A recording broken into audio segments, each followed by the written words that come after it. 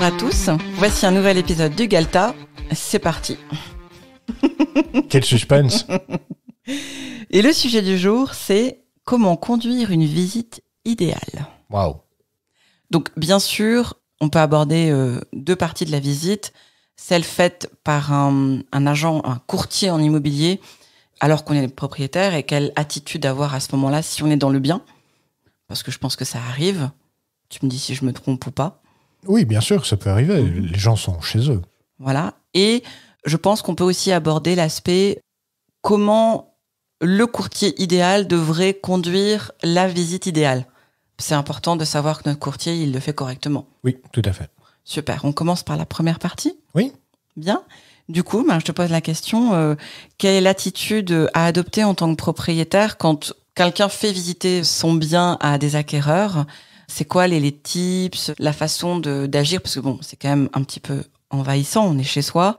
Même si c'est quelque chose qu'on a décidé et on a pris un courtier pour ça, c'est un petit peu, des gens qui viennent chez nous et qui vont observer chaque recoin. Oui. La première chose que je peux dire, c'est que l'attitude idéale du propriétaire, vendeur, c'est de s'effacer complètement, voire même de ne pas être présent.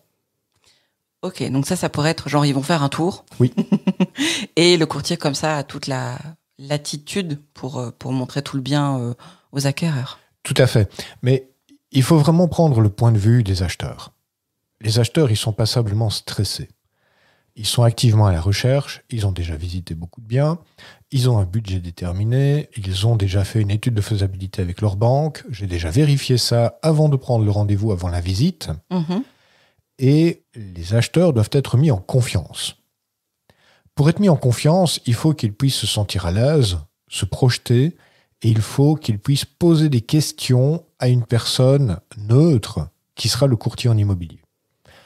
Le propriétaire, il n'est forcément pas neutre, il est émotionnellement attaché à son bien, et la moindre question qui pourrait avoir une toute petite consonance de critique va l'irriter. Et c'est tout à fait normal, parce que la moindre critique de son bien remet un petit peu en question son mode de vie, qui il est, comment est-ce qu'il a géré ses affaires jusqu'à présent, et ce genre de choses.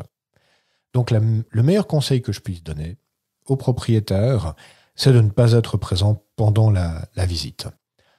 Mais c'est pas toujours possible, ou certains propriétaires ne sont juste pas d'accord, ce que je peux comprendre. Bien sûr. Et on peut organiser la visite avec le propriétaire sur place. Heureusement que ça reste possible. Mais dans ce cas, et moi je me mets toujours d'accord avec le propriétaire, c'est ne répondez à aucune question qui ne vous est pas posée. Oui, pour éviter de mettre là des informations qui... Je remets juste en contexte, là on parle de la première visite en plus. On ne parle pas de la 3e ou 4e. Ah oui, tout à fait. Là on est vraiment, la personne découvre le bien, ne l'a jamais vu à part sur photo, sur un portail immobilier, mais c'est tout. C'est ça. Il n'y a rien d'autre. Et entre nous soit dit, les gens qui viennent visiter un bien pour la première fois, ils vont pas regarder les choses dans les détails. Ils vont regarder, est-ce que le nombre de pièces convient à l'utilisation qu'on veut faire de la maison ?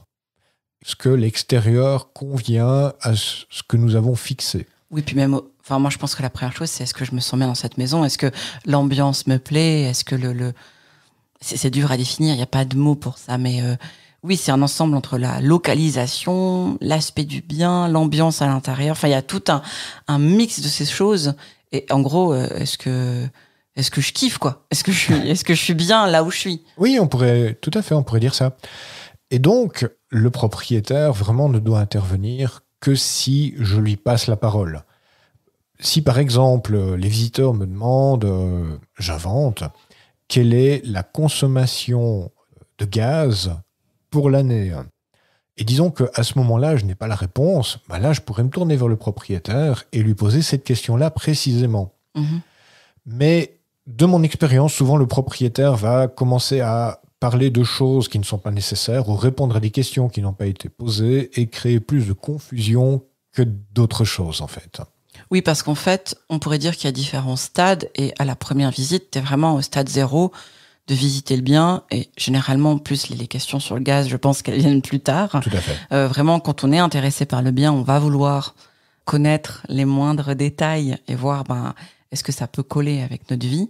Mais en première visite, c'est surtout, comment sont disposées les pièces, où est-ce que je peux mettre mon bureau, est-ce que ça me plaît, est-ce que ça plaît à ma femme ou à mon époux, etc., etc. C'est juste. C'est juste. Et puis, je ne sais pas si tu avais une autre question que tu voulais me poser maintenant. Eh bien, non, comment dire? Après, je pensais aussi à un truc, c'est que... Mais là, on tombe plus dans la deuxième catégorie de comment un agent immobilier doit faire une visite. Et moi, j'ai un peu le cliché en tête de l'agent immobilier qui rentre et qui dit « Alors, voici la cuisine. » Alors que oui, il y a un four, il y a une table, il y a un évier et il y a un frigo. C'est un peu évident c'est une cuisine. Oui. Alors, j'ai vu des confrères faire des visites, comme tu le décris. Alors, voici la cuisine. Là, vous avez les WC visiteurs. Personnellement, je trouve que c'est prendre les gens pour des cons. Oui, enfin, quand c'est évident, c'est évident. Après, préciser, là, vous avez une porte qui amène tralala, tralala, parce que c'est pas quelque chose qui saute aux yeux, je peux le comprendre. Mais je pense que pour la première visite, je me trompe peut-être, mais c'est plutôt... En fait, les gens rentrent dans la maison, font le tour, et après, on répond à leurs questions. Enfin, j'ai l'impression. Mais c'est tout à fait ça. En tout cas, ça, c'est la méthode que moi, j'ai développée et qui fonctionne vraiment bien. Et je te dirais même que, dans un premier temps, mon but, lors de la visite, c'est de ralentir les gens et de faire en sorte qu'ils apprécient l'ambiance de chaque pièce à leur aise. Parce que j'ai remarqué souvent, les gens, si je les laisse faire, ils font la visite en 3 minutes. Alors que moi, mon but, pour une maison, il faut que ça dure au moins 45 minutes. D'accord. Si je fais visiter une maison en 12 minutes, c'est foutu. Les gens, ils sont pas intéressés. Ils sont rentrés, ils ont vu, ils sont repartis. Oui, après, ça peut être un indicateur. La personne rentre, elle fait le tour, elle dit non, mais ça va pas, ça me convient pas parce que XY. Bon, au moins, c'est clair. De fait. Bon, généralement, les photos devraient aider aussi à ce que la personne, quand elle visite, elle ait un intérêt à visiter. C'est ce que j'allais te dire. Là, il y a une erreur qui a été commise parce que cette visite n'aurait pas dû être planifiée. Si la personne rentre et en 5 minutes dit « c'est pas pour moi », c'est que soit elle n'a pas lu le dossier, soit elle n'a pas suffisamment discuté par téléphone avant d'organiser la visite. En tout cas, il y a quelque chose qui ne va pas. Bien sûr. Parce que le dossier doit renseigner sur suffisamment d'informations pour que la personne puisse dire « oui, là, il y a suffisamment de critères présents pour que je me donne la peine de venir visiter ». D'accord. Donc là, on est dans le cadre d'une première visite qui est vraiment une première visite, je dirais presque émotionnelle ou sensorielle. Mm-hmm. On rentre, oui. On appréhende l'appartement ou la maison. Comment ça se passe sur une deuxième visite? Là, on a des gens quand même un peu plus intéressés ou qui reviennent avec des parents, je pense, ou des amis. Alors là, c'est complètement différent. Et c'est vrai qu'à la deuxième visite, on est sur des... Comment dire on est proche de la concrétisation de la vente, en fait. Quand on a une deuxième visite, on a quasiment une chance sur 2 que ces gens achètent. Mm-hmm. Là, de nouveau, je vais appréhender la situation en fonction des gens avec qui j'ai affaire.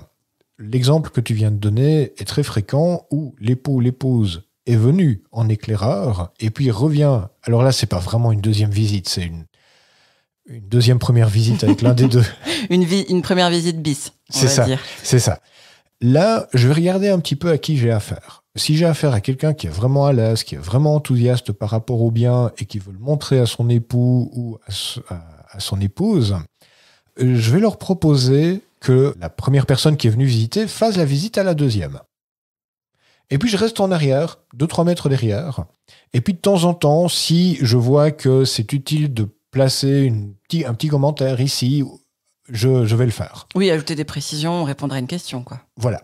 Maintenant, ça, c'est un pacte que je passe avec la personne et voir si elle est à l'aise de le faire ou pas.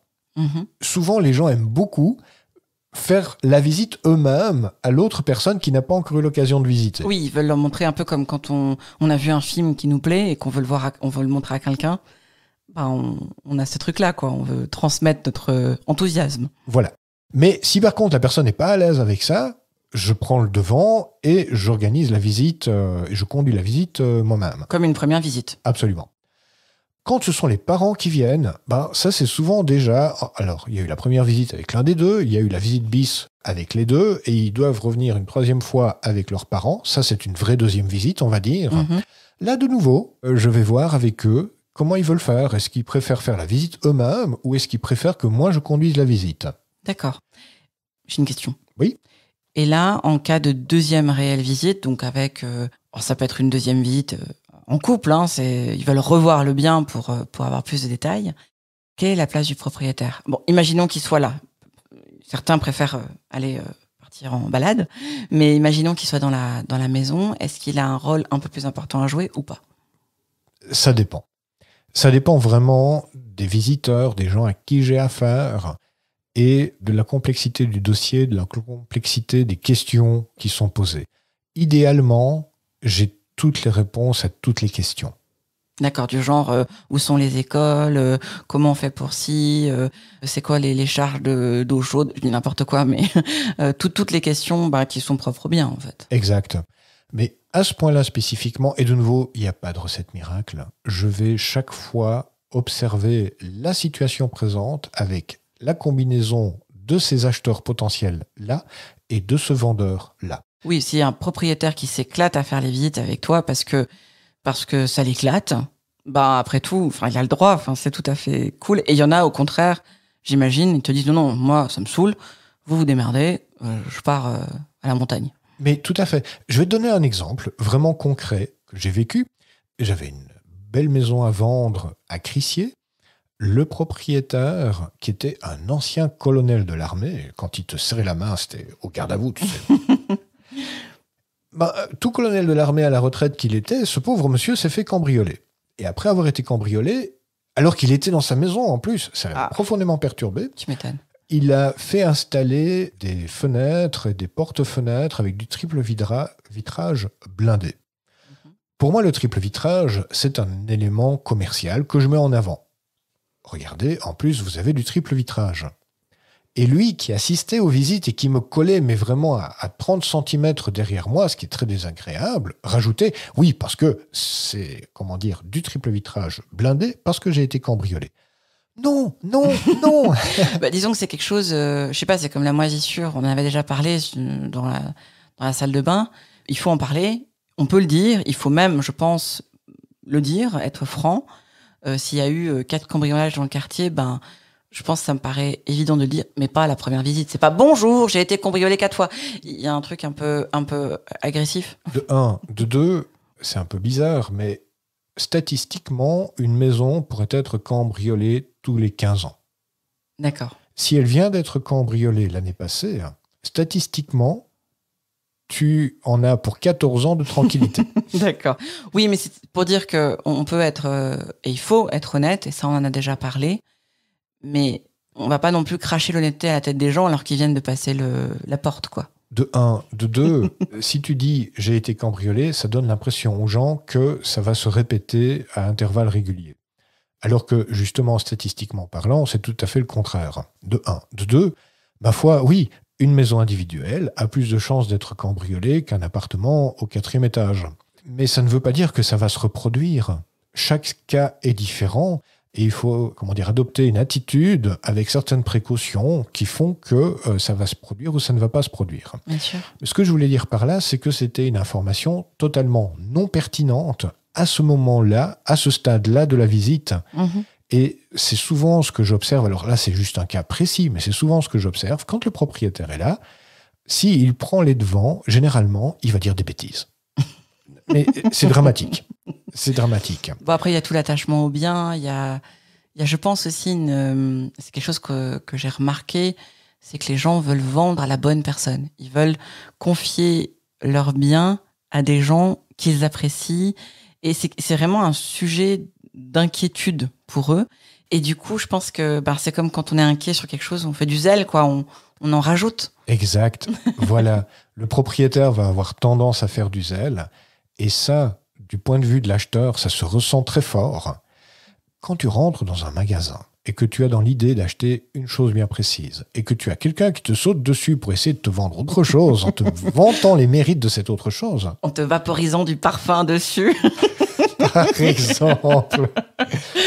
Je ne sais pas comment toi tu le perçois, mais moi je trouve ça très agressif et ça me fait reculer. Oui, bien sûr. Après, on en rigole parce que je pense de la part des propriétaires, c'est cette bonne intention. Ils sont pas là pour, ils veulent vraiment transmettre aussi, je pense, leur amour de leur bien, parce que ça arrive de vendre des choses que les gens n'aiment plus ou n'aiment pas, ou c'est un simple héritage.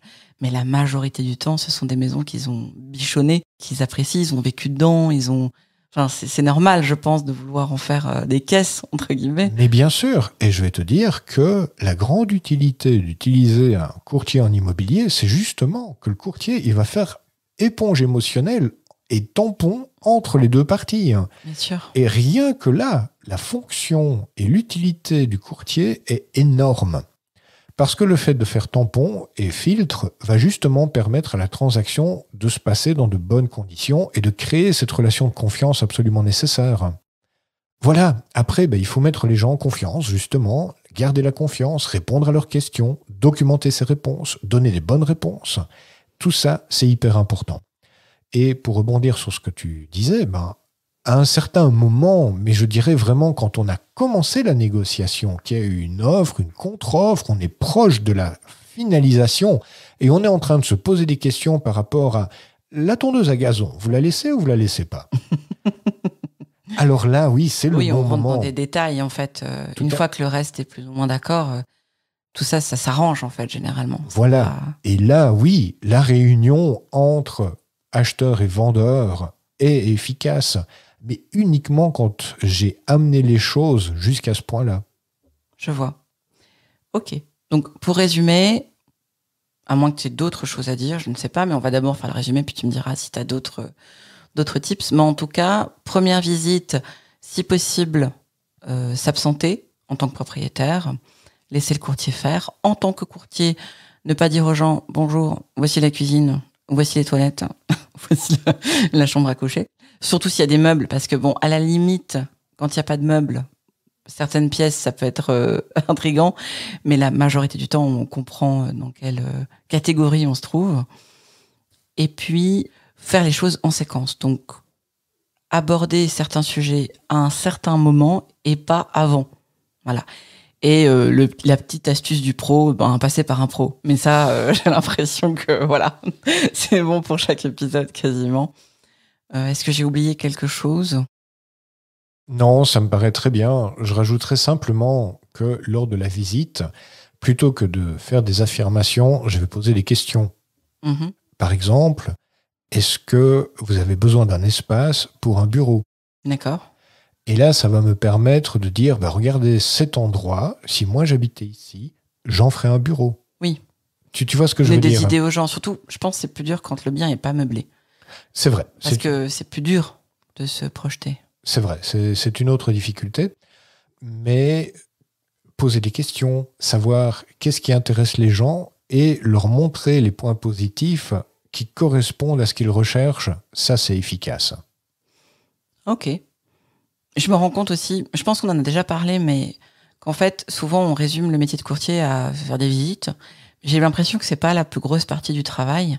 Parce qu'en fait, ce qui va te prendre le plus de temps, c'est de connaître le bien et de pouvoir répondre à toutes les questions des gens, que la visite elle-même. Je parle vraiment de la visite du moment où tu rentres dans la maison et tu ressors.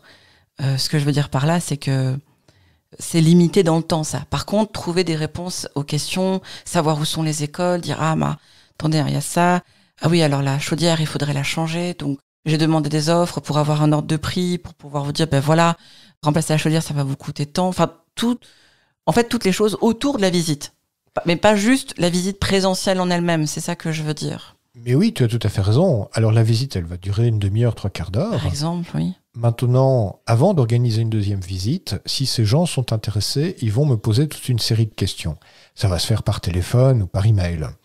Je vais devoir me documenter, comme tu le dis, pour pouvoir répondre factuellement à chacune des questions qui sont posées. De nouveau, dans le but d'entretenir une relation de confiance, de créer cette confiance. Et c'est vraiment un point crucial, parce que ça va déterminer non, on n'est pas intéressé, ou oui, on aimerait faire une deuxième visite. Bien sûr. Une vraie deuxième visite. Et là, les choses avancent vraiment, et là, on se rapproche de l'offre et de la conclusion possible de l'affaire. D'accord. Oui, c'est pour casser le mythe de un agent immobilier, ça ouvre des portes et ça les ferme. Ah non, alors franchement, je n'aurais pas fait un brevet fédéral de courtier en immeuble pour pouvoir ouvrir des portes et les fermer. Tout à fait. Super. Ben, merci pour ces réponses. Et puis à la semaine prochaine. Oui.